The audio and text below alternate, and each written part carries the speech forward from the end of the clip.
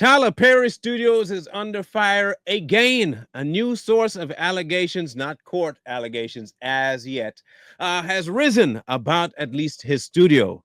And this one is made, it could cause some trouble. This time, a actor is suing the actual company, well, mentally suing, but he's accusing the theater of being something very nefarious by forcing him to sign an NDA after he claims one of the executives abused him sexually. Uh, Braxton is his name, Braxton Wells. He has brought a claim, just a claim, not a law claim, nothing like that. He has accused one person in particular, Mark E. Swinton, of sexually abusing him in 2024. Now, what he says was that he was lured to a location under the. It sounds almost like the first guy, which is weird. You remember the one that actually went after Tyler himself? This seems almost exactly, and man, again, the Derek Dixon case sounds an awful lot like this guy's case. Oddly enough, they both worked on the Oval. Must be something about the script that's causing this to happen. Anyway, Braxton was a little bit different. He's an Army vet, and he was on the site or the show called The Oval, and he is accusing Mr. Swinton of sexual misconduct and grooming, and having him forced to be signing a $500,000 NDA. That's what he's saying, what he's alleging so far.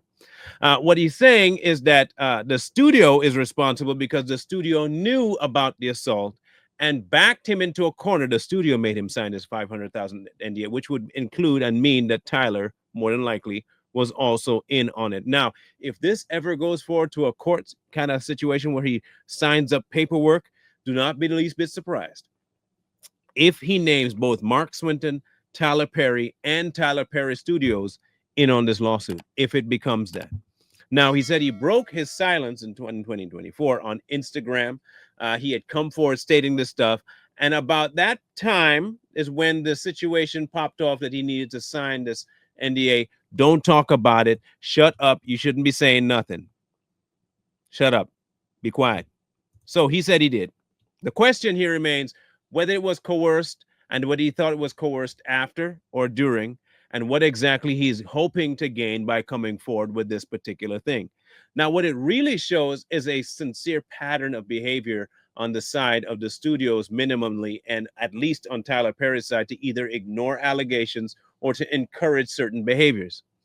With Derek Dixon's $260 million lawsuit, we don't know if this one's going to incur another large hit. And I know that people are going to say, it's only because Tyler Perry is making it as a successful black man. I don't think that's the issue. Considering the fact that Tyler Perry has always been some sort of a, you know what? I'm not going to say it. I'm not going to say it. I'm being nice. Let's just say that he has a propensity for putting certain characters in his shows that seem to have this particular mindset behind them on a male level. And he also seems to put a lot of these people in certain roles when it comes to not the straight persuasion, also being involved in coercive behaviors on screen. That's the best way I could put it without being insulted. There you go. I know I could figure out a way. It seems to be his MO. It's either the empowerment of certain women, the anger of certain women, or the homosexuality of men. You think I'm joking? Go check his repertoire and you tell me. Because it seems to lend that the credences of the movie seem to be playing out in real life from Dixon and now with Mr. Wells.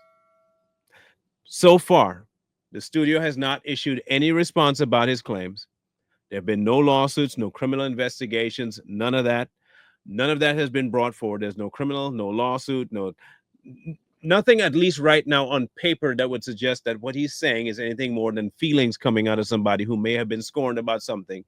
As of now, Mr. Wells is simply just a voice for something that he says has happened to him at the very top echelons of the acting world, and quite possibly that Tyler Perry might have had a hand in it. We don't know that for a fact. However, with the actual paperwork being on the ground when it comes to Mr. Dixon to the tune of $260 million, it could be that the person saw the opening, realized, hey, somebody's already talking about it.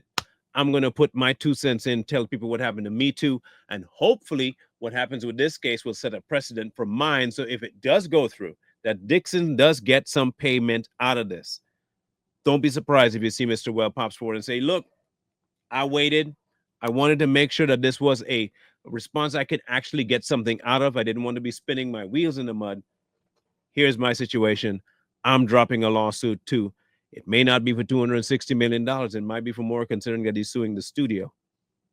We don't know. But it's now a second person.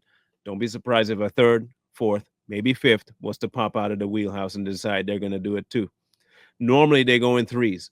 So I expect at least a third person to pop off, possibly a fourth. We'll see. So we'll keep track of this one because, like I said, because it's not in the courts, there's not a real way for us to know when it kicks off unless the courts come up or he makes another video that we get wind of. If, however, you see him do a response somewhere, please let us know if we missed it.